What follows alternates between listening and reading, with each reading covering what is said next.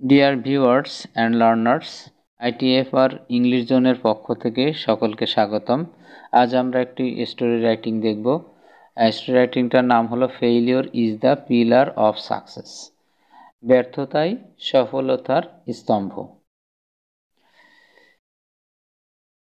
Robert Bruce was the king of Scotland. Robert Bruce ছিলেন স্কটল্যান্ডের রাজা।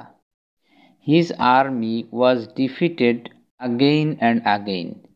তার সশস্ত্র বাহিনী বারবার পরাজিত হচ্ছিল। against বিরুদ্ধে। কার বিরুদ্ধে? King Edward first of England. ইংল্যান্ডের রাজা এডওয়ার্ড ফার্স্টের বিরুদ্ধে।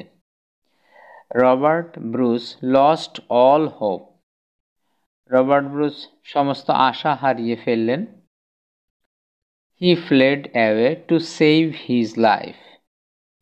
তিনি তার জীবন বাঁচাতে তিনি পালিয়ে গেলেন। One day, একদিন, he was lying in a cave in a forest. একদিন তিনি একটি জঙ্গলের ভেতরে, একটি গুহার ভেতরে বসেছিলেন। He noticed a spider trying to reach the top of the ceiling of the cave. তিনি খেয়াল করলেন একটি মাকড়সা বারবার গুহার ছাদে পৌঁছানোর চেষ্টা করছে। It fell down again and again. এটা বারবার পড়ে যাচ্ছিল।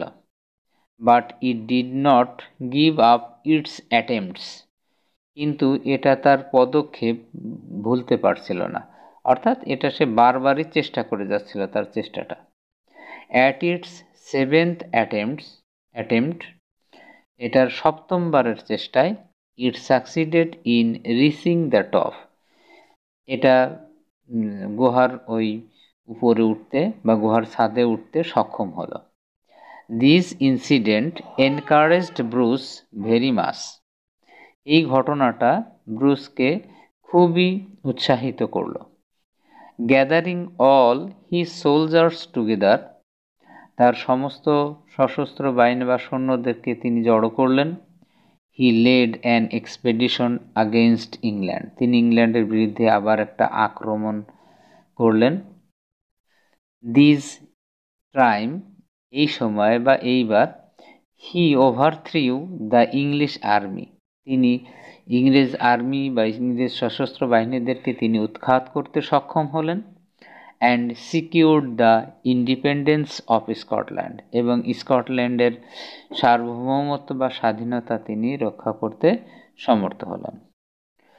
তো এখানে এই গল্পটা থেকে একটা মোরাল বা আমরা নৈতিক শিক্ষা পাই, সেটা হলো we should try harder to gain success. অর্থাৎ কোনো কিছুর বিষয়ে সফলতা অর্জন করতে আমাদের কঠিন পরিশ্রম করা উচিত বা কঠিনভাবে চেষ্টা করা উচিত। তো ডিয়ার লার্নার্স অ্যান্ড ভিউয়ার্স, আমার সাথে এতক্ষণ থাকার জন্য তোমাদের সকলকে ধন্যবাদ জানিয়ে এখানেই বিদায় নিচ্ছি। আসসালামু আলাইকুম।